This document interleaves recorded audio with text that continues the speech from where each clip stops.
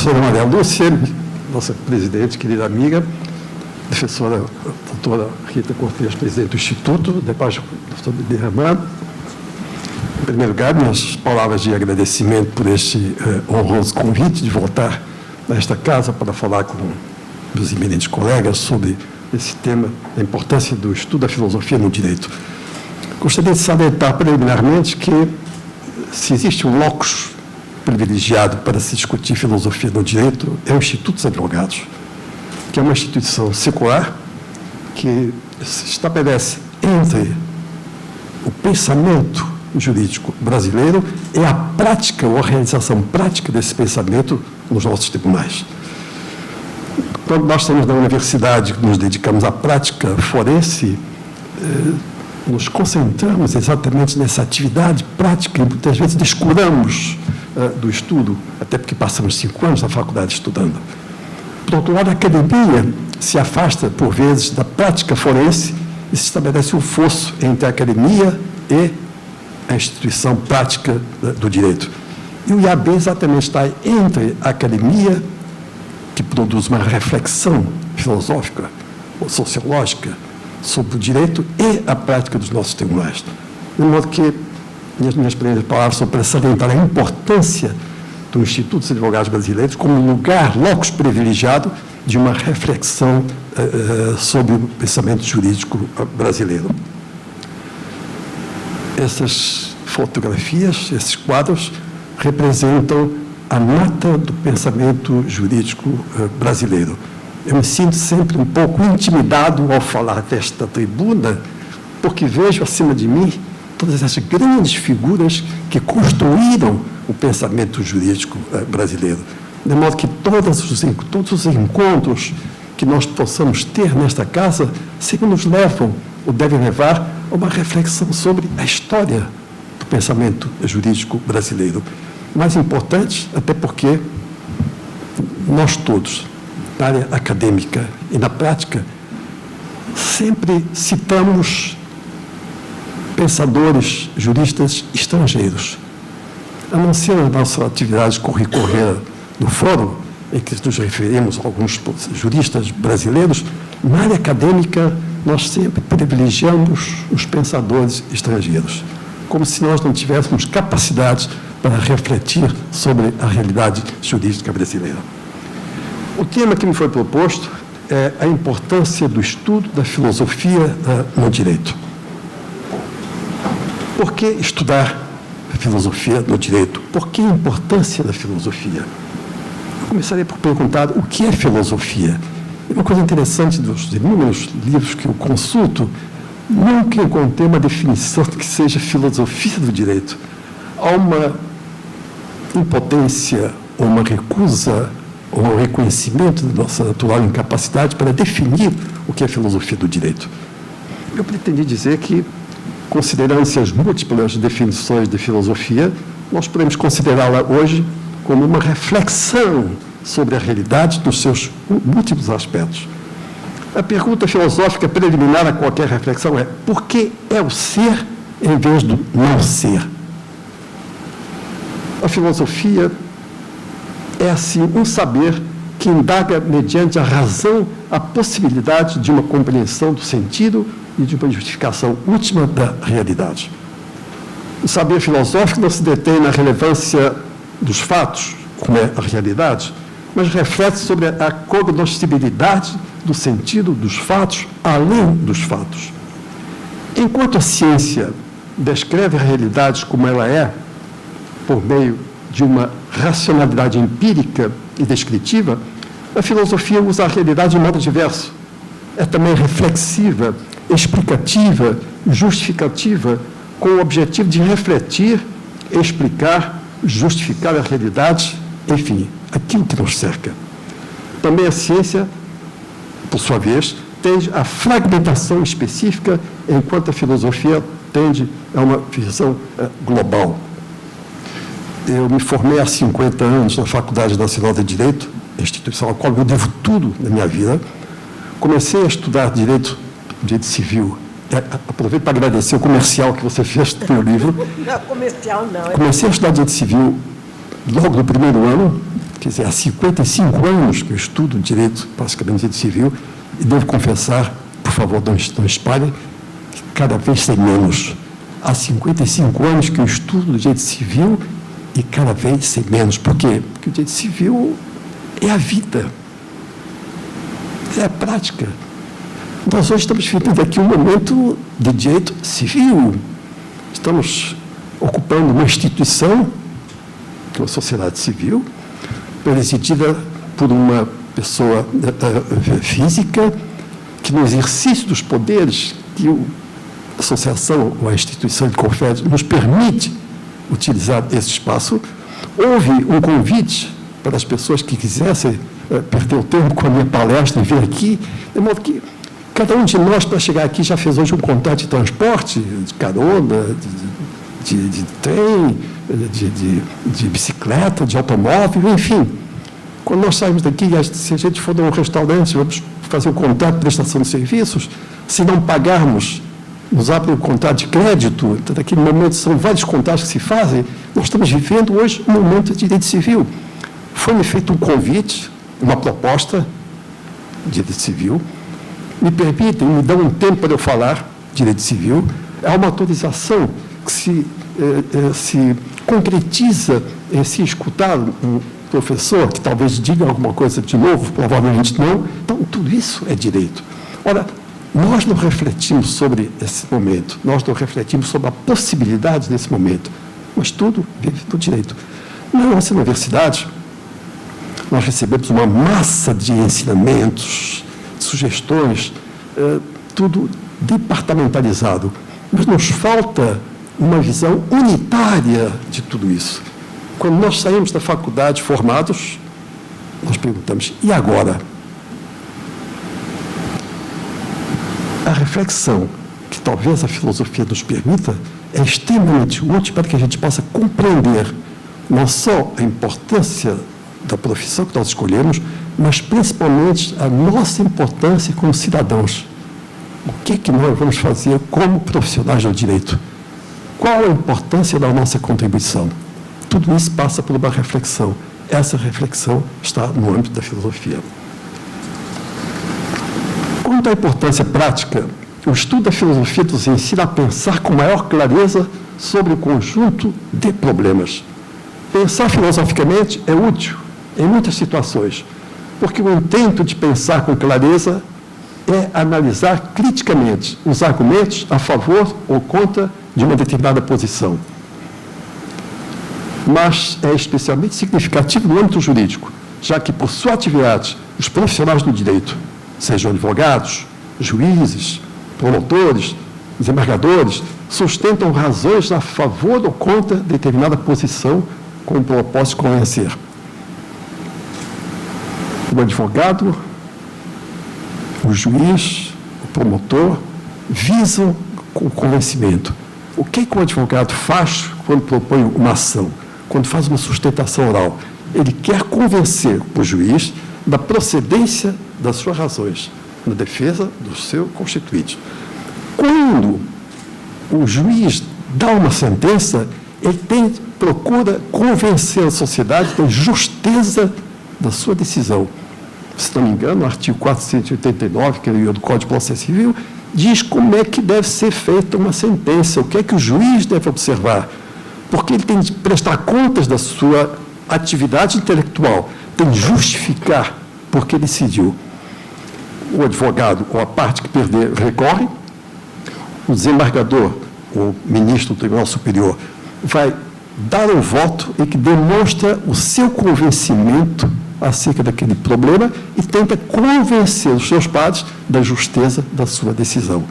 Ora, do direito, o que nós pretendemos fazer sempre, como advogado, como magistrado, é convencer a sociedade, ou quem tem o poder de decidir, da justeza dos nossos argumentos. Pode-se, assim, considerar a filosofia do direito como a reflexão sobre o fenômeno jurídico. Se quiserem, podem discordar, porque essa definição é minha, porque eu não encontrei em nenhum livro uma definição de filosofia do direito, mas acho que ela é, acima de tudo, uma reflexão.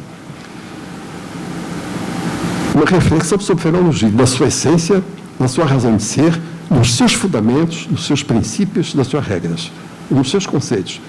Compreender os problemas analógicos, axiológicos ou de valor, e problemas de teoria do direito, mais especificamente os princípios, as normas e os conceitos. Nós aprendemos na nossa faculdade princípios, valores, regras e principalmente conceitos.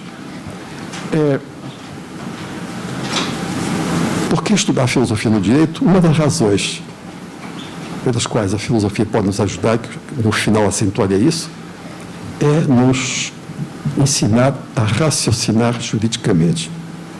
Eu não sei como é hoje o ensino nas faculdades de direito. No tempo que eu estudei, nós recebemos uma massa de conhecimentos de grandes professores, mas nós não sabíamos raciocinar com aqueles conhecimentos. Me recordo, no meu tempo, no 4º ano de faculdade, que agora seria o 6º e 7º período, creio eu. No 4º ano, nós já podíamos começar a advogar como solicitador. Você pegou isso. Nos solicitadores, nós, no 4º ano, já íamos para o foro, normalmente como trabalhando em escritório de advocacia, éramos, por isso, considerados, com razão, boys de luxo, carregando os processos do nosso escritório. Chegávamos ao foro e consultávamos, vimos o andamento.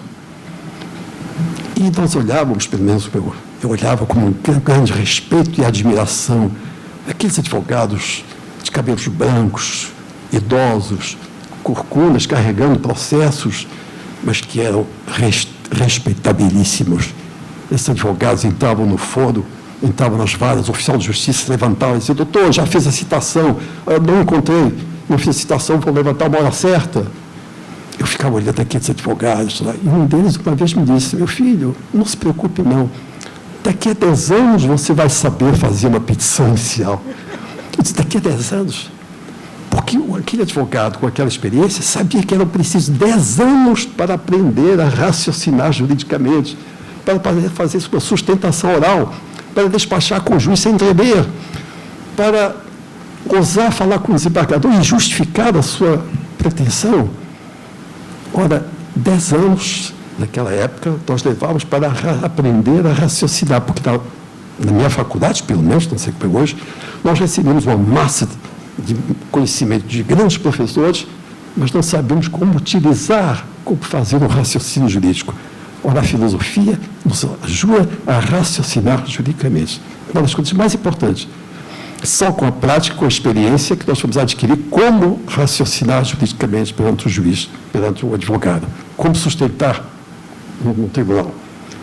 Ora, essa falha, que talvez hoje não exista, não sei, decorre do fato que os professores precisarem de jogar muita matéria, mas deixar que cada aluno aprenda por si só a como desenvolver o seu raciocínio para convencer o jurista, o advogado, o promotor, o defensor, o magistrado, usam o direito para convencer a sociedade a outra parte.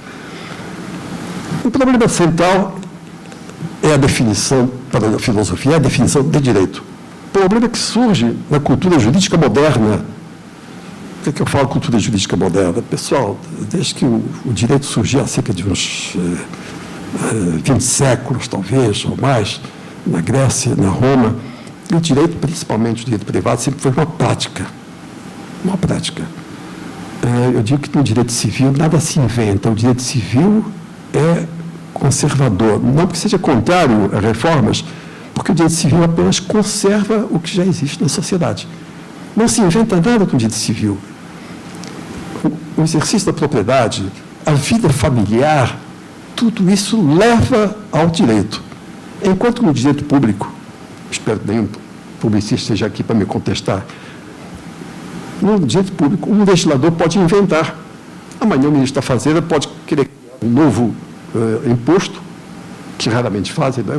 O Estado não cria impostos, mas se quiser criar um imposto, chama o jurista, me faça minuta de um decreto. O jurista faz. Daqui a 2 dias sai um decreto, e daqui a 4 dias somos cobrados por mais um imposto. No direito civil, não se inventa nada.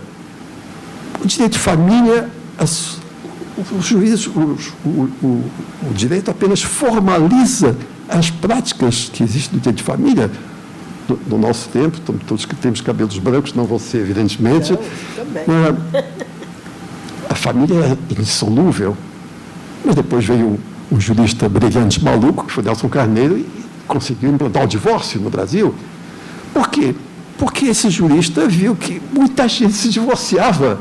Então era necessário formalizar juridicamente aquela separação. Veio o reconhecimento do divórcio. Se verificava também que muitos casais se separavam de fato, não de direito, e começavam a viver com outra pessoa. E se constituía uma sociedade de fato, para distinguir da sociedade de direito, que era o casamento, mas uma sociedade em que um homem e uma mulher viviam com outras pessoas que não os respectivos cônjuges, já criava uma sociedade de fato, não de direito. Em princípio, essa sociedade de fato era entre homem e mulher. Hoje já se reconhece uma sociedade de fato entre pessoas do mesmo sexo. Ora, o direito apenas reconhece o que a prática já existe.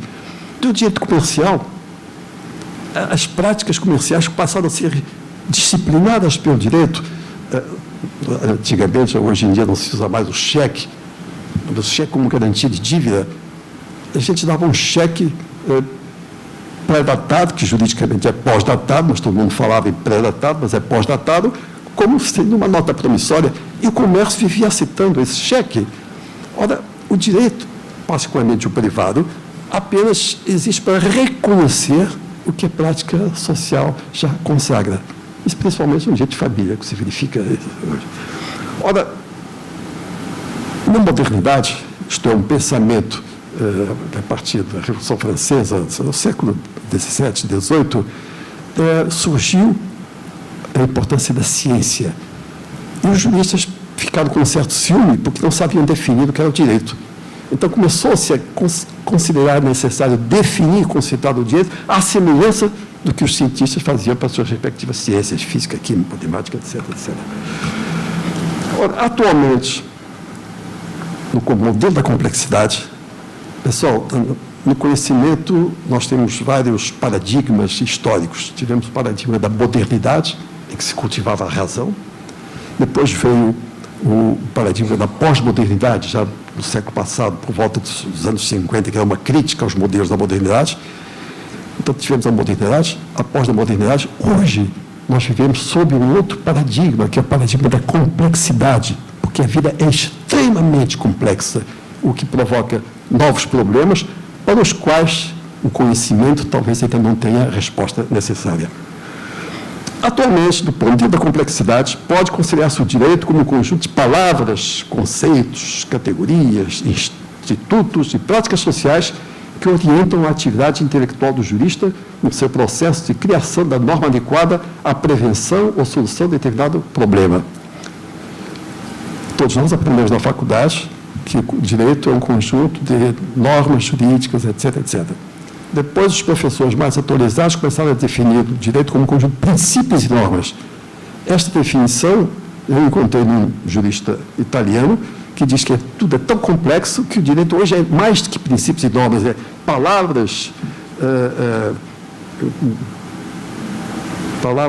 conceitos, categorias, institutos e práticas sociais. Então, tudo isso hoje forma o universo jurídico.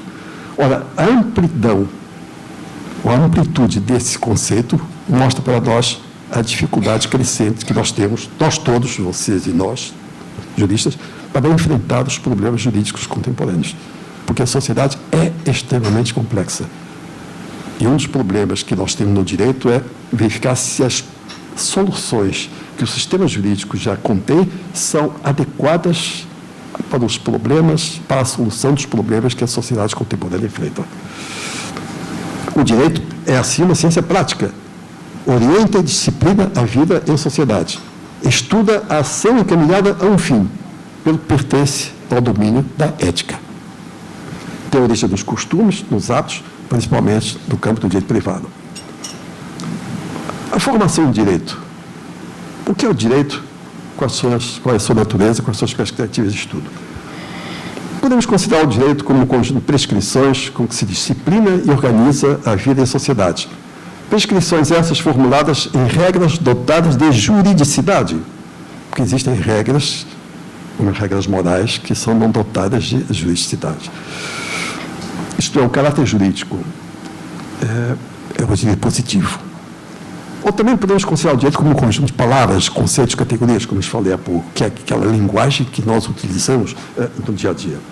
Sobre a natureza do direito, há duas concepções clássicas: a concepção normativista e a concepção axiológica. Para a concepção normativista, que é muito frequente nos nossos cursos, nós aprendemos a definir ou conceituar o direito como um conjunto de normas. E nos preocupamos apenas com as normas jurídicas. Já uma outra concepção mais profunda e filosófica considera que essas normas são expressão de ideias importantes na sociedade. Por serem tão importantes, elas se chamam valores. Valor é um atributo, uma qualidade. As coisas, para nós, quando têm valor, passam a ser bens. A gente estuda isso no primeiro e segundo ano de faculdade. A palavra bem significa algo que tem valor. A coisa, para o direito, quando tem valor e por isso mesmo suscita problemas, a propriedade, etc., passa a chamar-se bem. Então, a palavra bem significa valor. Como é que nós tratamos os nossos cônjuges, os nossos namorados, os nossos amigos? Meu bem, não é minha coisa. Nem o marido diz para a mulher, minha coisa, diz meu bem. Porque a palavra bem já sinaliza, já diz que é algo com valor. Ora, o direito passa dessa concepção positivista, normativista, para uma posição mais adiantada, que é considerado algo que tem valor. Então, uma concepção axiológica, que decorre do reconhecimento do direito como valor. Uma outra perspectiva, para quem considera o direito como conjunto de normas, surgem novas perspectivas científicas. Por exemplo, a sociologia do direito, que reconhece que o direito como instrumento de controle social. A sociologia estuda a relação entre o direito e a vida social. É uma matéria extremamente importante, principalmente nos tempos conflituosos como hoje em dia. Ao lado da sociologia, temos a ciência do direito, que estuda exatamente os conceitos, os institutos, as categorias. E, em terceiro lugar, talvez o mais importante para quem quer refletir sobre o direito é a filosofia. A filosofia do direito que reflete sobre o fundamento, o sentido, a finalidade do direito de modo estimativo, isto é, no horizonte dos valores morais. Quer dizer, para se raciocinar filosoficamente sobre o direito, nós temos de pensar nos valores que orientam determinadas práticas jurídicas ou determinados princípios, determinadas regras. Enquanto que a ciência do direito descreve o direito como ele é, sem avaliações morais, a filosofia do direito oferece uma reflexão crítica sobre o conteúdo da norma, isto é, sobre o seu fundamento, sobre o seu sentido, sobre a sua finalidade, isto é, a relação entre direito e moral. Ora, no âmbito dos estudos jurídicos, a filosofia tem a função de contrabalançar, equilibrar o estudo científico, formal e empírico do direito, oferecendo um suporte crítico à ciência jurídica positiva, uma abertura de sentido e significado. Penso, e possivelmente estarei equivocado, como muitas vezes, penso que o momento atual em que a sociedade brasileira atravessa é um momento propício, para não dizer exigente, de uma reflexão filosófica. Os debates, os problemas, as ideias que nós vemos hoje na sociedade, que são muitas vezes produto de simples emoções, merecem ser analisadas na perspectiva de uma reflexão filosófica, seja ela qual for. Mas é necessário que se procure entender o porquê de determinados comportamentos, qual a finalidade de determinadas propostas, qual o sentido e a base cultural das soluções que se apresentam. No outro dia vi um comentário na televisão do ex-ministro da Fazenda, Delfim Neto, com os seus 90 anos, já tem autoridade para dizer o que quiser. E ele disse o seguinte, estava sendo desses painéis de discussão política, e disse para... Renata Lopretti. Da Renata Lopretti, exatamente, domingo à noite, na Globo News. Ele disse o seguinte para os outros dois comentaristas: olha, qualquer que seja o presidente que vai ser eleito, ele não vai fazer nada, porque o problema do Brasil é tão grande que no momento não existem condições de trabalho, mesmo porque o Congresso que vai ser eleito não vai ajudar. Mais ou menos nesses termos.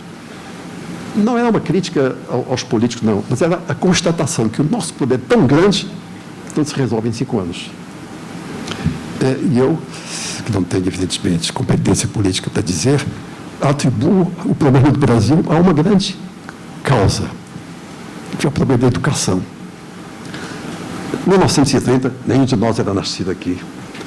Houve um manifesto da Escola Nova. Então, São Paulo tinha uns grandes nomes da educação. Anísio Teixeira, Mário de Andrade, creio que Cecília Meirelles, Lourenço Filho, que disseram que, naquela época, o grande problema do Brasil é a educação. Não é o desenvolvimento, é superior ao desenvolvimento. Na verdade, não deram bola. Então, o Brasil se dedicou ao desenvolvimento econômico e a educação foi paralisada.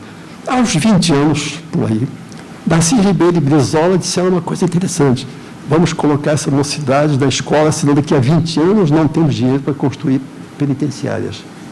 Não deu outra. Abandonaram, quer dizer, o Brizola tinha razão. Vamos construir escolas. Abandonaram isso, as penitenciárias são cheias, e nós, de jovens, e nós não temos dinheiro para construir novas penitenciárias. Então, veja. E a própria educação, ou melhor, a falta de educação se reflete no comportamento dos candidatos, nas suas propostas. Algumas das mais inequívocas. Então, não tem condição. Uma falta de maturidade. Há uma crítica que uma vez no exterior me fizeram a alguns juristas brasileiros, é a nossa superficialidade. Que nós, no Brasil, seríamos propensos a uma análise superficial das coisas. Talvez até porque nós não tenhamos história, nós temos 200 anos, mas isso não nos permite justificar a nossa problemática com base na colonização. Temos 200 anos, dá para uma nação se reconstruir. 200 anos dá para uma nação verificar a contribuição que teve das diversas etnias do Brasil. A etnia negra africana construiu o Brasil com o seu trabalho, e nós não reconhecemos isso. A juventude brasileira precisa de dose maciçima de escolas de educação, e nós não reconhecemos isso. Então, talvez haja uma certa superficialidade em algumas das áreas. Bom, o papel da filosofia do direito, então, nos estudos jurídicos, seria de contrabalançar, de equilibrar o estudo científico e formal e empírico do direito, oferecendo suporte crítico à ciência jurídica para se estudar o sentido e o significado do direito. Além dessas perspectivas sociológicas, científicas, filosóficas, há uma perspectiva histórica que é extremamente importante, que permite conhecer a gênese e a evolução das instituições jurídicas, matéria que é objeto da história do direito. Pessoal, nós, em matéria de direito, nós pertencemos ao pensamento jurídico ocidental, que começou com a Grécia e com Roma. Podemos ter algumas distinções, digamos, do direito português, espanhol, francês, italiano, alemão, mas, no fundo, nós agimos como expressão histórica do direito romano. E com base, ou melhor, constituindo integrantes do chamado pensamento jurídico ocidental. O que sinteticamente comprovaria, demonstraria a importância da filosofia do direito no estudo do direito? Eu acho que duas questões que eu vou justificar. Primeiro, a indagação ou reconhecimento do porquê da obrigatoriedade do direito. Isso é uma reflexão filosófica. Por que devemos obedecer ao direito? Por que existem faculdades de direito nas quais nós nos formamos para exercer profissionalmente o direito? Mas por que o direito existe? E mais importante, por que o direito é obrigatório? Primeira questão que justifica o estudo do direito, da filosofia do direito. E segundo, por que estudar filosofia à medida que a gente estuda o direito da faculdade? Porque a filosofia do direito nos ensina aquilo que é o nosso instrumento de trabalho, que é o raciocínio jurídico. Pelo menos no meu tempo, nós não aprendemos a raciocinar juridicamente na faculdade. Nós aprendemos a decorar os conceitos da faculdade. E é um fenômeno interessante, que uma vez um professor antigo me disse, eu devo muito ao conceito dos professores, pessoal. Um professor disse que a necessidade é o chicote que faz galopar as ideias. Isso, no meu tempo, se comprovava. Era nos últimos dias, antes das provas, que nós começamos a estudar. Uma semana antes da prova, começávamos a encher a biblioteca da nossa faculdade. Nos 2 últimos dias, até nas escadarias da faculdade, a gente estudava. Na véspera, quase não se dormia para se fazer a prova. Decorávamos aqueles conceitos todos. Passada uma semana, já ninguém se lembrava daqueles conceitos. Então, porque a necessidade nos obrigava a uma concentração mental e intelectual para aprender. Depois, o 7, 8, 9, 10 estava garantido. Para quê? Mesma coisa, quando a gente faz um concurso para a jurídica, a gente estuda aquilo tudo. Depois, nós vamos ficar com as ideias, não com os conceitos. Nenhum advogado chega para o juiz e vai falar sobre os conceitos que aprendeu na faculdade.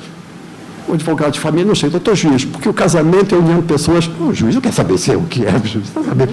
Quer saber que o advogado diga o que pretende. Ora, a utilização desses conceitos se faz, ou é proveitosa, no raciocínio jurídico, para nos ajudar a construir o nosso argumento. Se eu vou defender uma causa perante o juiz, eu utilizo conceitos para justificar aquela minha pretensão. E o juiz utiliza os seus conceitos, não vai, evidentemente, escrevê-los, utiliza os seus conceitos, as suas ideias, para justificar a sua decisão. Ora, o raciocínio jurídico, me parece, é um segundo instrumento que a filosofia do direito nos permite estudar. Daí os 2 itens importantes que são a síntese da minha aula. A tarefa primeira do filósofo é analítica ou conceitual, ainda que quando se ocupe de problemas normativos. Os juristas, advogados, juízes, fazem uma análise conceitual para fazer bem o seu trabalho, o que demonstra que a tarefa filosófica pode ser útil e produtiva para a prática jurídica. A tarefa do filósofo é, então, fazer a análise mais clara possível de um conceito determinado, porque é usado por que maneira ele se é usado de determinada forma na relação jurídica. Já o filósofo estuda a estrutura do pensamento como um engenheiro estuda a estrutura dos objetos materiais. Compreender uma estrutura significa identificar como funcionam as partes e como se relacionam entre si. Nossos conceitos ou ideias constituem o edifício mental em que vivemos. Os filósofos quase sempre trabalham em um campo conceitual, interessados mais nas distinções lógicas e nas conexões entre diferentes conceitos, que na definição de uma expressão mais do que numa definição de uma expressão particular. A tarefa mais importante é justificar o direito, isto é, demonstrar a sua necessidade como condição de existência e vida social. Quando hoje alguém entra numa delegacia para registrar um fato, por exemplo, uma agressão conjugal, se registra o fato para que, com base naquele registro, se possa juridicamente solicitar uma pretensão perante um juiz de afastar um cônjuge de casa ou de obrigar alguém que atropelou a pagar uma indenização. Ora, nós utilizamos os conceitos para raciocinar perante o juiz. Nós não podemos chegar para o juiz e dizer, cara, eu fui atropelado ontem, você determina que o motorista pague 2.000? Evidentemente que não se pode fazer isso perante o juiz. Eu tenho de construir, fazer uma construção mental que possa, com os meus argumentos, convencer o juiz a julgar procedente da minha pretensão. A primeira questão que se apresenta é a de responder à pergunta: por que é necessário justificar o direito? Com frequência, os juristas não só realizam uma função de descrição e sistematização dos textos legais, como também se veem obrigados a encontrar soluções quando os textos legais nos oferecem. Muitas vezes nós pedimos alguma coisa ao juiz que a lei expressamente não prevê, mas nós achamos que temos direito. A filosofia do direito, então, deve oferecer aos juristas uma reconstrução das diversas concepções que podem justificar ou mesmo censurar o direito existente. São as doutrinas da justificação que elaboram a concepção articulada dos fins justificantes do direito ou dos seus ramos. E aí vem a clássica pergunta que é objeto de metade da minha modesta palestra: como justificar a obediência ao direito? O ponto de partida é, fenomenologicamente, o reconhecimento de que o indivíduo, o ser humano, é livre e convive com outros homens livres, o que leva a filosofia a interrogar sobre a liberdade. O que é a liberdade? É a capacidade da pessoa escolher entre diversas alternativas? Essa capacidade pressupõe que quem escolhe tenha razão e vontade, que são condições para se entender e querer. É a liberdade interna, diferente da liberdade externa. Liberdade externa é uma prova que a presidente do IAB nos concedeu para nós fazermos nesse momento aquilo que nós quiséssemos. Liberdade externa. Liberdade interna é aquilo que nós pensamos, que nos leva a decidir: vou assistir essa conferência, vou embora, não vou assistir, aceito, não aceito o que o palestrante está dizendo. É uma liberdade interna. A capacidade externa diz respeito ao mundo social como possibilidade de agir fisicamente. E refletir sobre a liberdade externa significa pensar na possibilidade da liberdade entendida como ação social. Se eu tenho liberdade para manifestar meu pensamento, eu posso chegar ali na porta, na rua, e fazer um comício. Vamos dizer que eu sou doido? Tudo bem, mas eu tenho liberdade para dizer o que eu quiser ali, até ser preso. O direito garante a manifestação externa e social da liberdade, mas também a limita por meio de prescrições ou normas que estabelecem um dever ser. Nós tivemos aqui uma questão interessante, que é uma exposição que está que foi vetada em Porto Alegre, mas que foi reaberta, aquela exposição que aparece queer. Aí surge a questão da liberdade. Os promotores da exposição têm liberdade para abrir essa exposição ao público? Houve um despacho de um juiz tentando limitar até 14 anos. Tem as pessoas do Rio Grande do Sul, não houve essa liberdade para assistir à exposição. Aqui já existe essa liberdade. Ora, a gradação dessa liberdade é um ato, uma decisão. Mas o fato de se expor, a possibilidade de se assistir essa exposição é uma manifestação de liberdade externa. Refletir, então, sobre essa liberdade significa pensar na possibilidade de entendê-la como ação social. O direito garante a manifestação externa e social da liberdade, mas também a limita por meio de prescrições ou normas que estabelecem o dever ser. Se o juiz diz que só podem assistir maiores de 14 anos, ele limitou o exercício dessa liberdade. Ora, o indivíduo poderá querer ser sempre livre para agir como quiser, sem limites. Então a pessoa se pergunta: por que o direito? Por que os limites? No Rio Grande do Sul, alguém pode ter se perguntado: por que eu não posso assistir essa exposição? E o carioca pode assistir. Quem é que estabeleceu os limites? Explicar o significado do direito ajuda o homem a compreender o motivo das restrições à sua liberdade. A liberdade e a socialidade são, assim, condições para que existam regras, pelo que é também importante explicitar a sua justificação, explicando por que existe o direito em vez da sua ausência. O tema da obrigatoriedade do direito, da obrigação de obedecer ao direito, e de dar uma eventual justificação de tal obrigação é o tema central da filosofia política e da filosofia do direito. Interessa também a psicologia, aqui uma breve referência.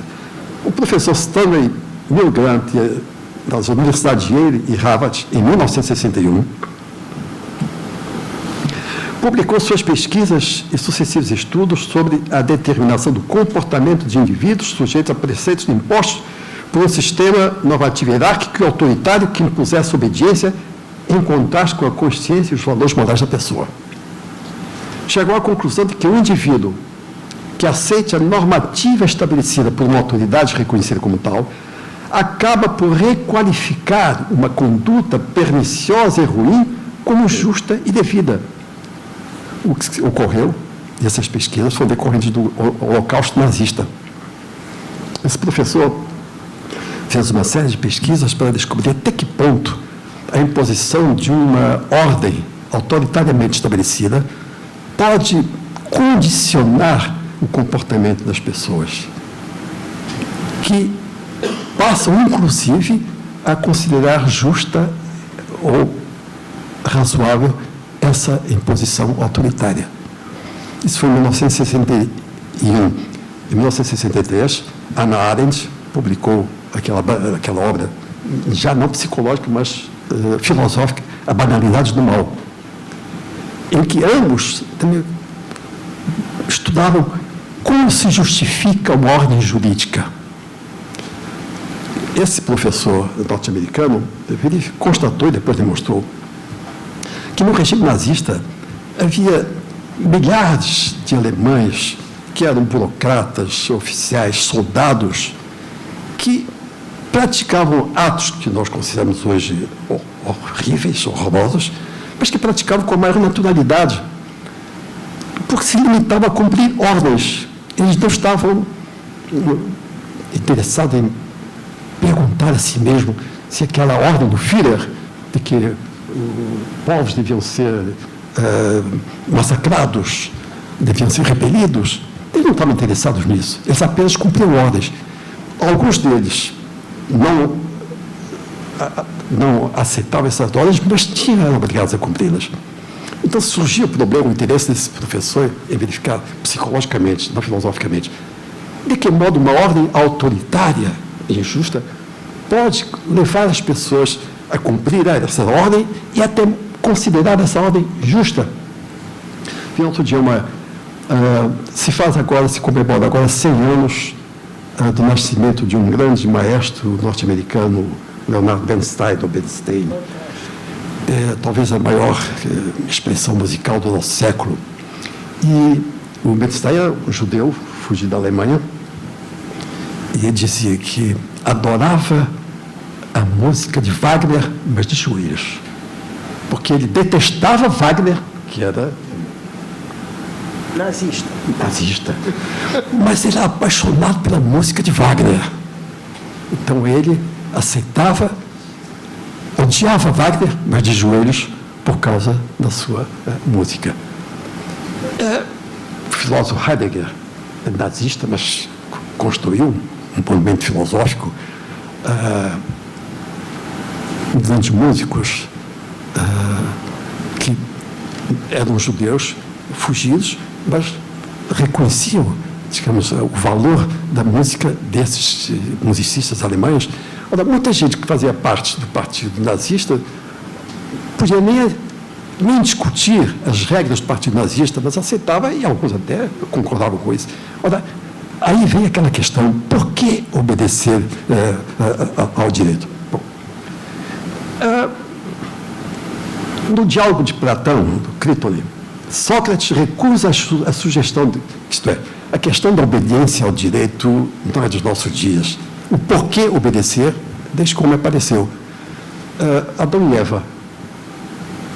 O Adão perguntou, ou Eva, eu não estava lá, não me lembro, por que não comer a maçã? Ou por que desobedecer a ordem de Deus de não comer a maçã? Ela é tão saborosa, e comeu, e foi formidável. Já vem desde aí. Sócrates, nesse diálogo do Critone, Sócrates foi condenado porque descumpria uma ordem do rei da sua cidade. E o Critone, não sei qual é a pronúncia grega, tentou convencer Sócrates a fugir. E Sócrates dizia: eu tenho de respeitar a decisão jurídica da minha cidade. Se alguém pode contestar a ordem do rei, é a cidade, não eu. Então eu devo respeitar o direito da minha cidade. Não fujo. Não fugiu, morreu. Então já vem desde essa época já vem essa discussão, essa pergunta: por que devo obedecer ao direito? Bom, isso nos levaria a outras discussões com a desobediência civil, etc, etc, não é o caso. Mas é a primeira pergunta que a gente deve se fazer: por que devo obedecer ao direito? Ora, de toda a pesquisa filosófica, nós encontramos 3 justificativas que justificam a obrigação de obedecer ao direito. Primeiro, o consenso ou contrato social. O dever de obedecer ao direito deriva de um acordo entre nós, indivíduos, e a autoridade que estabelece o direito. É um argumento do Rawls, naquele livro Teoria da Justiça. Ele acha que o consenso, o contrato social que se estabelece entre nós e o governante, é de aceitar as regras que estão estabelecidas. Uma segunda justificativa, além do consenso e contrato social, que é a mais importante, uma segunda justificativa é a equidade. Quando se participa de uma empresa ou de uma sociedade, como a nossa, os que consentiram em limitar a sua liberdade em vista do bem-estar comum, têm o direito de pretender uma análoga aquiescência de regras daqueles que se beneficiam com esse comportamento. Não é justo alguém aproveitar-se do sacrifício dos outros e depois se recusar a fazer a sua própria parte. É a questão básica da democracia. Então, nós achamos que deve haver uma igualdade, uma equidade. Se nós nos sacrificamos em pagar impostos, nós temos a exigir que esses impostos também revisam do nosso interesse. O terceiro argumento, a terceira justificativa, seria a autoridade. No direito se deve uma obediência incondicionada como produto de uma autoridade. É um dever absoluto e incondicional de obedecer à lei. É o positivismo ideológico, que aliás, do Alberto Bobbio. Isso nos leva, evidentemente, a uma ditadura. Então, se existe uma autoridade, há o governo, temos de cumprir, temos de respeitar. Evidentemente, é um argumento discutível, mas é a terceira justificativa da obrigação do direito. É o argumento que os ditadores utilizam. Estabelecer essa regra tem que ser respeitada. Então, essas são as 3 justificativas da obrigação de obedecer ao direito. Esta é uma das razões pelas quais o direito nos ajuda, a filosofia do direito nos ajuda. A segunda razão é a questão da interpretação e do raciocínio jurídico. É um problema, a filosofia mostra como se realiza na prática o direito. Outro tema de fundamental importância para a filosofia do direito contemporânea é a realização prática do direito por meio da interpretação ou do raciocínio jurídico. Eu volto a dizer que nós, diariamente, como atores do mundo jurídico, nós raciocinamos. O nosso raciocínio é a nossa arma. O nosso instrumento de trabalho do profissional do direito é o raciocínio. Raciocina o oficial de justiça, raciocina o advogado, esse é o que mais raciocina. Por quê? Porque tem de convencer. O advogado, o autor e o advogado, o réu, buscam o convencimento. O juiz se baseia nas tuas tentativas de convencimento para dar a sua decisão, que pode ser, normalmente adequada, ou melhor, atende a uma das pretensões do autor ou do réu, mas pode ser uma decisão diversa das duas. Ora, os 3 coadjuvantes da cena jurídica, da prática, os advogados e o magistrado, têm como único instrumento de trabalho o seu raciocínio, expresso por escrito ou numa sustentação oral. Me recordo, quando eu era ainda estudante, eu ficava babando, olhando grandes advogados do júri. Eu ficava, mas como é possível essa arte de convencimento? A gente escutava um advogado, ficava convencido. Esse cara matou da defesa da honra, veja aquele termo. A honra ultrajada do cônjuge permitia que ele matasse o outro cônjuge. Legítima defesa da honra. E os advogados eram brilhantes, simplesmente brilhantes. Aliás, deve-se reconhecer que nós temos advogados e juízes que são brilhantes, com uma eloquência fantástica. Eles convencem qualquer um. Bom, voltando ao raciocínio jurídico, o direito existe para realizar-se. A realização é a vida, é a verdade do direito. Ela é o próprio direito. Essa expressão é do grande jurista Rodolfo Ehrig, no seu livro L'Esprit de droit romain. O que só existe nas leis é um fantasma. Quer dizer, os artigos de lei são fantasmas. Aqueles artigos existem para serem utilizados e concretizados. Realiza-se o direito quando os direitos... Perdão. Realiza-se o direito quando os juristas, na sua atividade profissional, estabelecem regras para resolver conflitos de interesses, para organizar a vida social e legitimar o poder, com base nos valores fundamentais da ordem jurídica. A realização do direito consiste, portanto, em um processo criativo de normas para evitar ou resolver problemas a partir de valores, princípios, regras e demais elementos que integram o sistema legal. A nossa ordem jurídica brasileira é decorrente de valores fundamentais. Por exemplo, no campo político, nós temos o valor da democracia. Se é respeitada ou não, esse é outro problema. Mas o valor fundamental da base da Constituição é a democracia. No direito privado, o valor fundamental é da pessoa. Hoje em dia, a pessoa humana é o valor fundamental. Antes era segurança, liberdade. Não, hoje é a pessoa. Que justifica os direitos da personalidade, o direito civil, os direitos fundamentais da Constituição. A pessoa humana é o valor fundamental. Aliás, o tema de filosofia, mas que não vamos abordar, é a variação dos conceitos. Inclusive, o conceito de pessoa. O que é o conceito de pessoa? Os romanos diziam que o mundo jurídico é persona re action, pessoas, coisas e ações. E nós temos essa divisão ainda hoje, pessoas e coisas. Os animais dos romanos sempre foram considerados coisas. E nós sempre consideramos os animais como coisas. O direito alemão tinha um artigo expressamente do Código Civil que dizia que os animais eram coisas. Há cerca de 20 anos, o direito alemão se modificou e os animais deixaram de ser coisas. Ficaram fora. O Código Civil alemão não tocou mais na questão dos animais. Nós, como somos grandes imitadores, se o direito alemão diz que os animais não são coisas, é porque não são coisas. Mas e agora? O que é que os animais são? Os animais, hoje em dia, é uma questão interessantíssima, da polêmica que existe. Os animais são sujeitos de direito. Existem 2 ou 3 convenções internacionais que reconhecem expressamente o direito aos animais. E o nosso direito brasileiro já reconheceu o direito aos animais. E o nosso direito civil diz que a pessoa é sujeito de direito. Nosso Código Civil, de há 100 anos, dizia que o homem é sujeito de direito. 100 anos passaram e nossos juristas amadureceram e não se fala mais no homem, mas sim na pessoa. A pessoa é sujeita de direito. Há uma regra analógica de Aristóteles, uma regra que diz que 2 coisas iguais a uma terceira são iguais entre si. A pessoa é sujeito de direito. No nosso sistema legal. Os animais são sujeitos de direito. No nosso sistema legal internacional. Lógico, os animais são pessoas. Isso é chocante. No outro dia eu li um livro, não gravei o nome do livro, estou à procura dele, que eu quero citar, não sei quem é, de um belga que diz o seguinte: os animais são pessoas diferentes dos seres humanos. São pessoas que são titulares de direito. Eu posso dizer isso aqui, se disser isso lá fora, me agridem.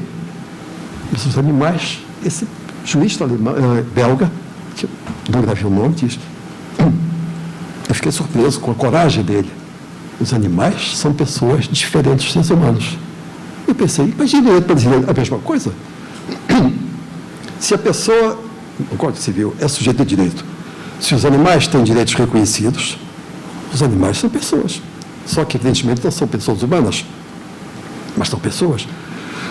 No ano passado, eu dei uma palestra no Superior Tribunal de Justiça, num seminário que todos os anos eles fazem lá, e toquei nesse assunto.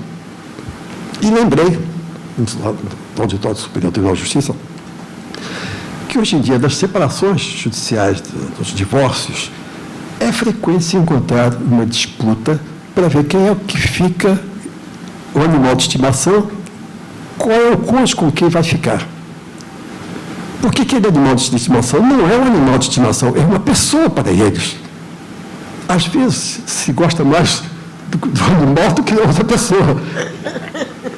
Eu estava falando isso, e o ministro-presidente da mesa, eu estava falando, e disse, mas não existe disputa para ficar com a sogra. Quer dizer, o animal passa a ser mais importante do que a sogra, porque a gente discute, eu quero ficar com o gato, o periquito, o papagaio.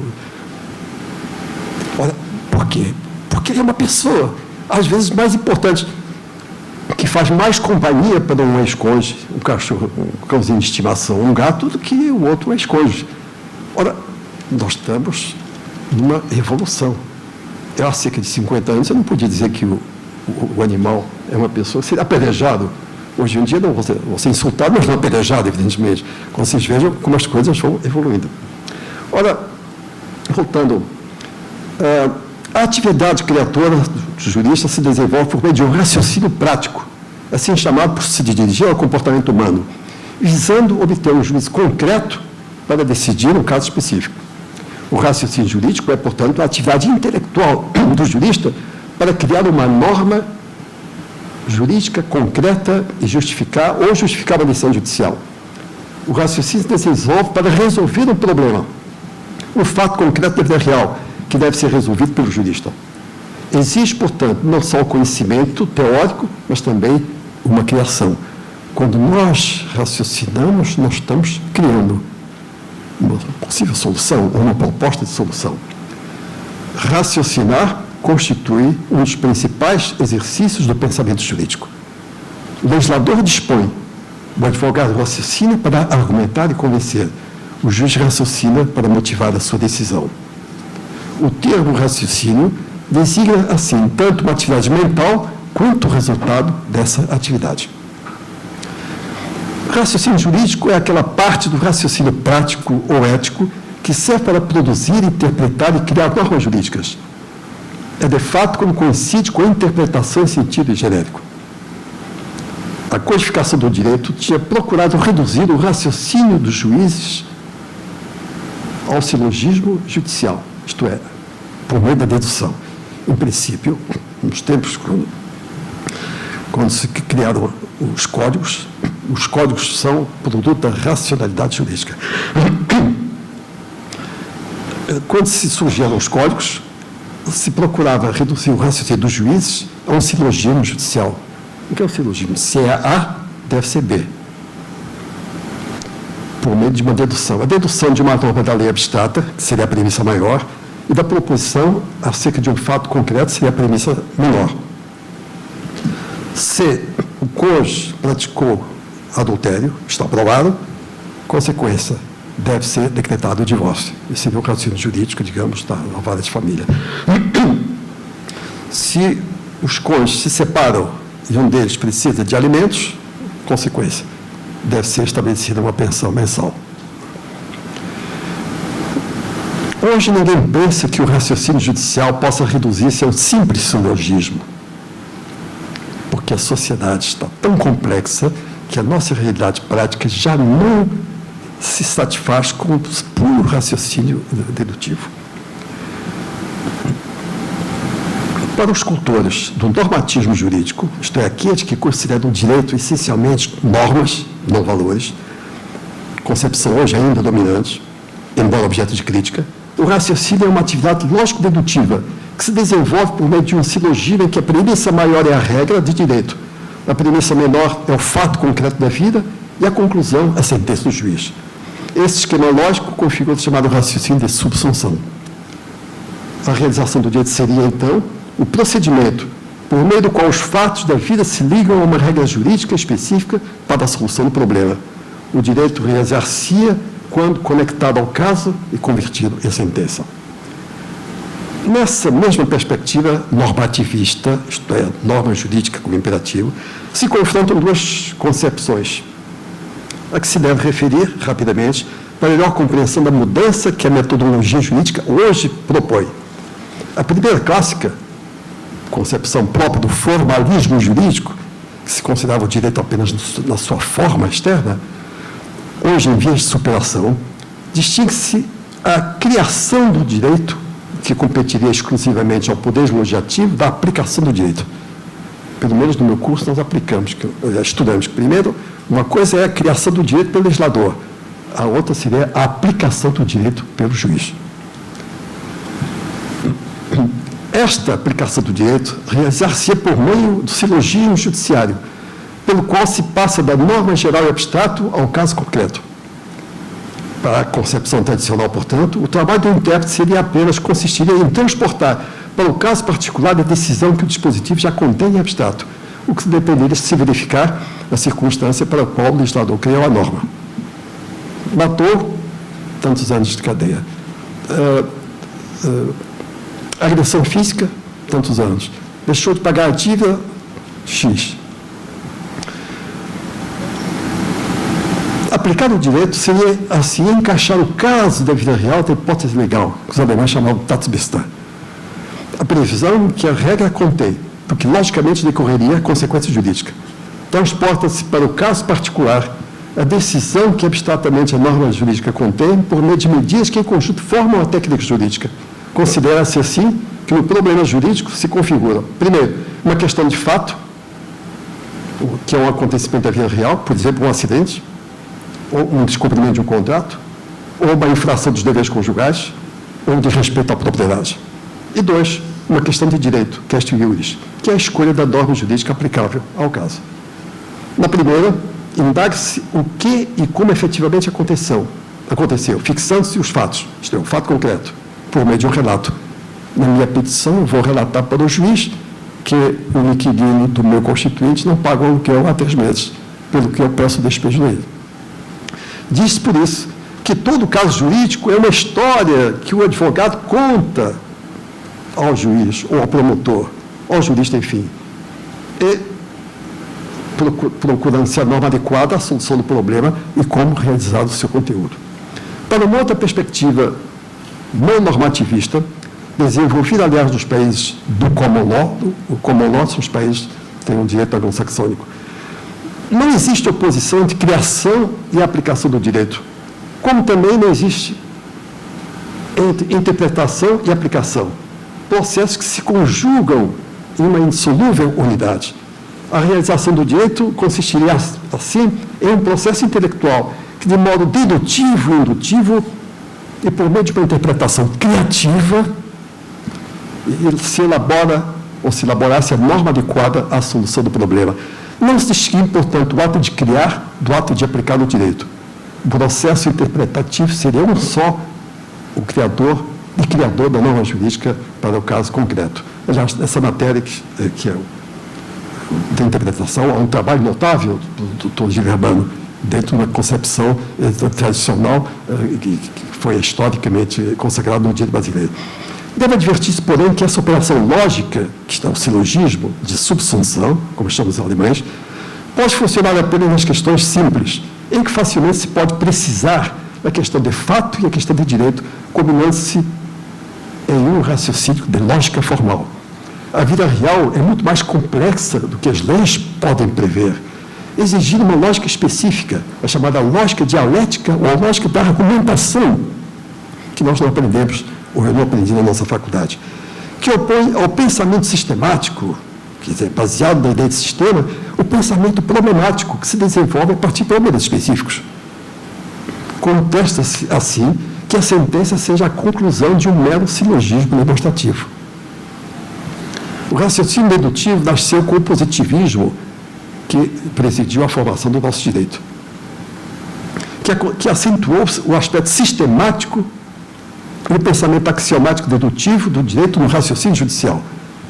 As regras do direito seriam deduzidas dos princípios gerais dos sistemas jurídicos e as decisões judiciais seriam deduzidas das regras jurídicas por uma série de silogismos sucessivos. Os abusos e os limites da lógica formal foram, porém, denunciados desde o começo do século passado por um jurista francês, François Gély, e que levaram à tendência hoje dominante de se ver no raciocínio jurídico um processo de lógica não formal, mas de lógica dialética ou da argumentação, em que a lógica é utilizada não para demonstrar, mas para convencer. É questão de filosofia. Não se demonstra, mas se tenta convencer. A lógica desempenha, assim, importante papel na gênese da decisão judicial, que surge não como efeito de um processo lógico-dedutivo, mas de um raciocínio dialético que permite conhecer os argumentos que levaram à convicção do juiz. Hoje, um palco interessante para se verificar essa mudança do raciocínio para um raciocínio argumentativo que se verifica em algumas sessões do Supremo Tribunal Federal, em que, no meio de palavreado até dispensável, se vê o raciocínio argumentativo para convencer não a sociedade, mas os demais pares. Então, quando se instala uma divergência entre os ministros do Supremo, é interessantíssimo extrair, naturalmente, daquela divergência uma discussão lógico-dialética, não lógica demonstrativa, porque onde a teoria da argumentação é extremamente rica. Reconhece-se, assim, que o raciocínio jurídico, como espécie do raciocínio prático, é hoje irredutível à lógica formal do tipo dedutivo.